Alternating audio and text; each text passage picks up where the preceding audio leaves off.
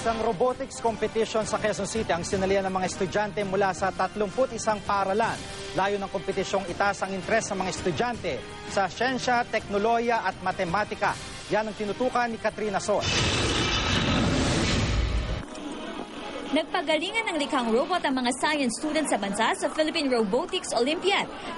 Sa regular category, nakaprograma ang robot na gawin ng isang task. Ang robot na ito maglalagay ng 4 na canister sa pinakadulong box. Pero dapat ang robot hindi gagamitan ng remote control.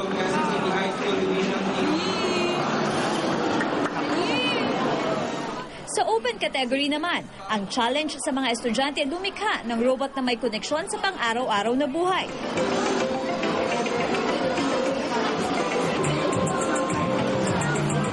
Tulad ng museum curator robot ng Dr. Yangas College sa Bukawi, Bulacan, na nakakapagpaliwanag ng kunwaring exhibit. Niyayakap din ito ang lumalapit sa kanya.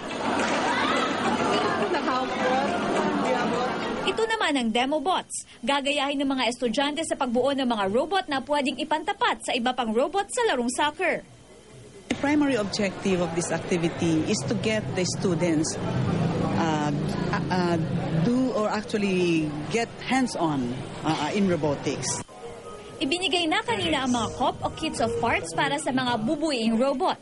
Sa Nobyembre muling magkikita ang mga kalahok para pagtapatin ang mga nabuo nilang robot.